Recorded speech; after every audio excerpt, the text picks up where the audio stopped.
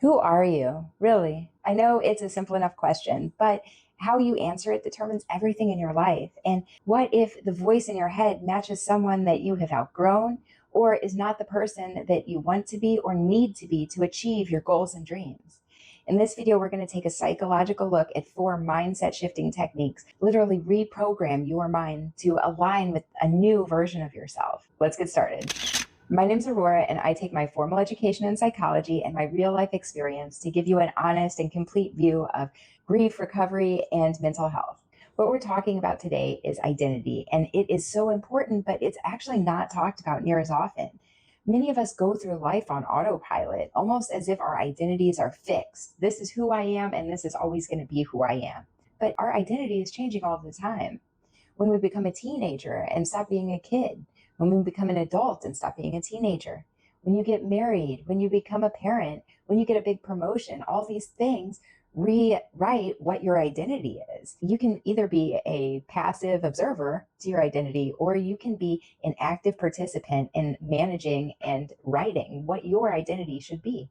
When I got clean off heroin 10 years ago, a lot of my identity was wrapped up in that using addict. And I had to use these same techniques to kind of rewrite who I am. These are the things that help me, and I hope they help you.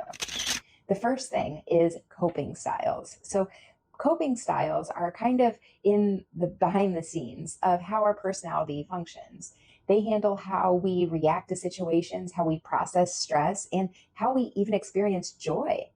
So the various coping styles are, there's about 8 of them, and you're probably familiar with some like denial or energy, withdrawal, depression, anger. All of these are coping styles. And while we all have them, there's good and bad parts to each one, but your coping style is rooted in survival, right? Our coping style is not only what we saw passed down to us, but it's also what had to work to get us through stressful situations in the past.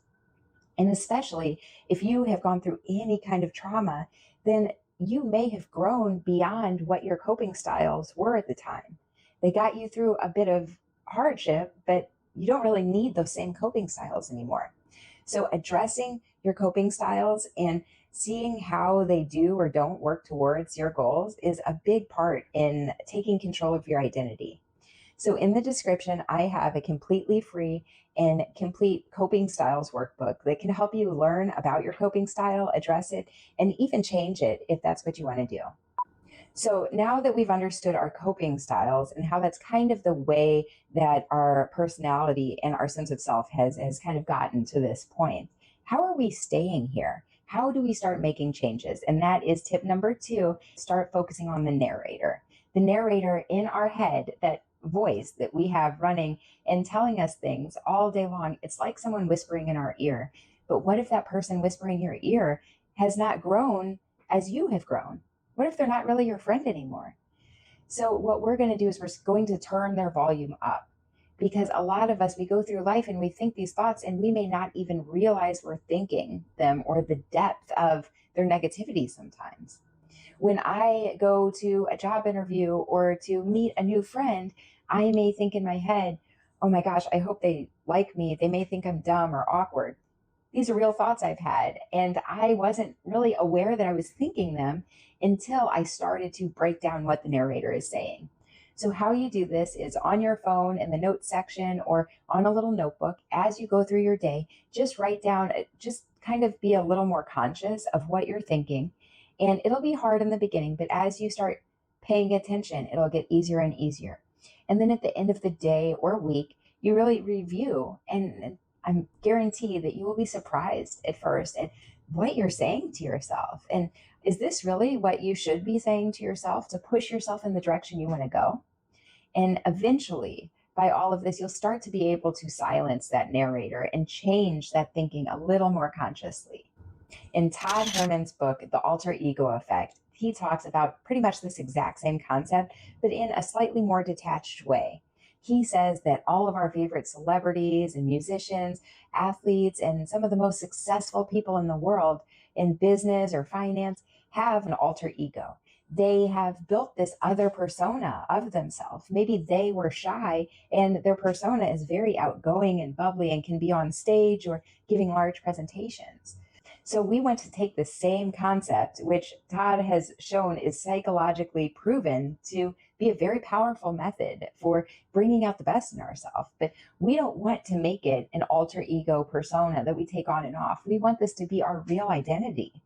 So what we're going to do, we're going to go back to our journal and we're going to write a list of traits or characteristics of ourself and our life that we are currently identifying with. And then we want to write that same list of traits and characteristics of the ideal image of ourselves. If you could be any version of yourself, if you could design every aspect of your personality, how you walk through life, how you handle stress, how you handle conflict, all of these things, what would that look like? And just kind of visualize it and write it down. And then we're going to blend the two. We're going to start chipping away at the gap in between them. And the way we're going to do it is our next tip. But I want to remind you to really stay till the end because I have a bonus tip, number 5 for you. And it is easily the most powerful one so far. And also, if you are enjoying this, please subscribe because I am all about teaching you how to grow and change and start a new chapter in your life. And I would love to take you along with me to all my other videos. The 4th tip is how we're going to break away at the gap between where we think we are in our identity and the person that we want to be. And the way we're going to do that is with affirmations. Affirmations are the bridge between the two.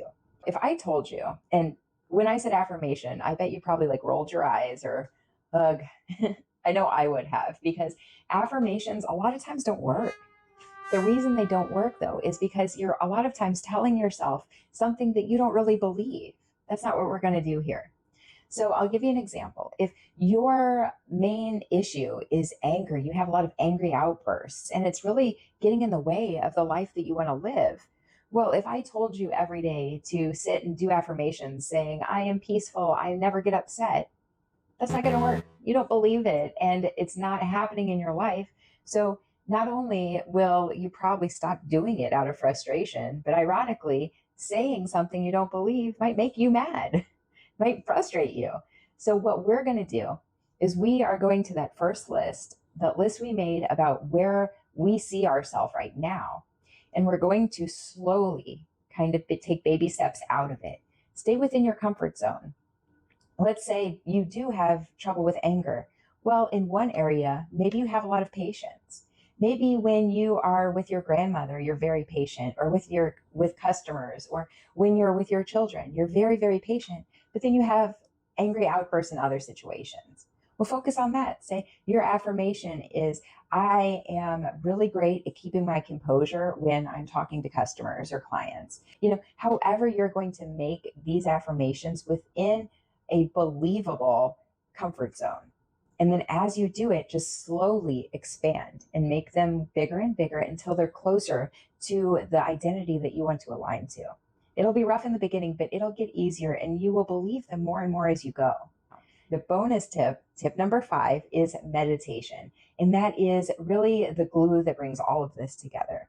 So everything we've said up until now is really how you can reprogram your conscious mind. But as everyone knows, our subconscious mind is about 20 times more powerful than our conscious mind. That's probably not actual facts. Don't fact check me on that number, but it is so much more powerful. So when we're in a meditative state, that's when we can really start changing how our brain is working and how we're seeing ourselves. So if you want to get into a great meditation that's going to give you a brand new sense of self and really, really help you become the person that you want to be, it's this video right here. Thanks so much, guys. I'll see you in the next one.